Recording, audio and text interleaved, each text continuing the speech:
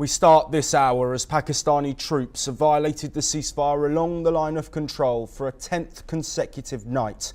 During the night of May the 3rd into the morning of May the 4th, unprovoked small arms fire was reported across multiple locations opposite Kupwara, Baramulla, Poonch, Rajouri, Mandore, Nashera, Sundarbani and Aknor in Jammu and Kashmir. Indian forces responded promptly and proportionately to the violations. Pakistan has announced the closure of its ports to ships arriving from India. This follows India's decision to ban all direct and indirect imports from neighbouring countries. Meanwhile, Pakistan's military has said that Abdali weapon systems were launched to test operational readiness and validate the system's upgraded navigation and manoeuvrability capabilities. Border Security Force personnel captured the Pakistan Ranger trooper near Srinagar. The trooper had crossed the international border at the Raisanagar, breaching the barbed wire fence. External Affairs Minister Dr. Jaishankar spoke with Russian Foreign Minister Sergei Lavrov about the Pahalgam terror attack.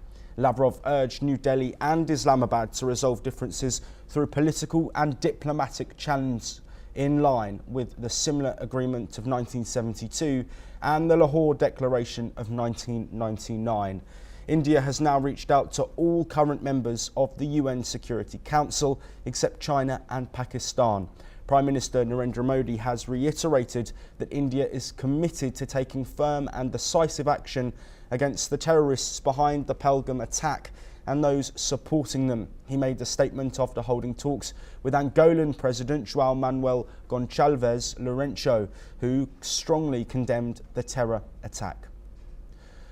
Well, joining us to discuss these latest developments in the ongoing India-Pakistan tensions following the devastating Pahalgam terror attack is Major General Rajan Kochhar, a defence expert. Thank you very much, Major General, for being here. Let's first talk about these ceasefire violations across the line of control, a 10th night of reported ceasefire action. How long do you think this will continue for? And if it does continue, what could be the ramifications for Pakistan? Thank you, Joshua. I think these ceasefire violations are provocative in nature, and I think it's now 10 days. So ultimately, there will be review of the ceasefire, which was starting in 2003 and which was reviewed again in 2021. In 2021, also a similar kind of ceasefire violations were taking place from Pakistan, and including the higher caliber ammunitions like artillery and all, because right now it is only small arms fire. And the DGMOs of both the countries have a hotline, and they have already spoken once. And India has conveyed its concern to the DGMO of Pakistan. Brigadiers from both sides have spoken to each other at that level. And maybe the level gets escalated in the DGMO. You may find the DGMOs now talking to each other, because what happens is that in case you have frequent ceasefire violations, it will endanger the stated agreement between the two countries to enforce ceasefire. So in times to come, I think it is going to be a challenge for Pakistan more than India, because every ceasefire violation merits a response, and India has been responding very ferociously to all ceasefire violations by Pakistan. Joshua. Yes, Major General. I want to talk about reports that Pakistan have tested the Abdali weapons system. Of course, Prime Minister Narendra Modi of India also talking about responding to those responsible for the Pahalgam terror attack and anybody supporting those who did so. What do you think this means for a future potential conflict?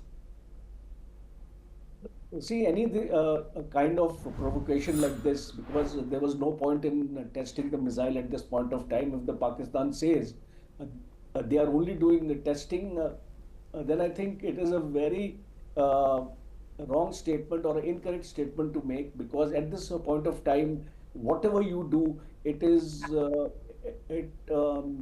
amounts to posturing. And once you are posturing like this, a similar kind of response you can expect from India. Uh, this Abdali missile is basically an offensive weapon in the weaponry of Pakistan. It's a surface to surface missile having a range of 450 kilometers, and it has got the potential to carry a nuclear warhead also. So these are provocative signs, because we also have missiles with the nuclear warheads, and we have more nuclear warheads than Pakistan. So I don't think this kind of nuclear posturing should be done at this point of time, because on the one hand, Pakistan is wanting to go to the Security Council in the United Nations, trying to pressurize India to tone down the war content, or to not resort to a strike. And Russian counterpart also, ambassador of Pakistan to Russia, he is also making provocative statements from that side also. And recently, the external affairs minister has met Lavrov, his Russian counterpart, and Russia is also wanting to diffuse the situation and have advised India to exercise restraint. So now the situation is that since the both countries are not talking to each other, and third party mediations are on, I don't think it is going to have much effect on India. And this kind of posturing of the test firing of the missile will merit a similar response from India. Major General Rajan Kocher, thank you ever so much for joining us. We will, of course, here on NewsX World continue to bring you all of the developments from the ongoing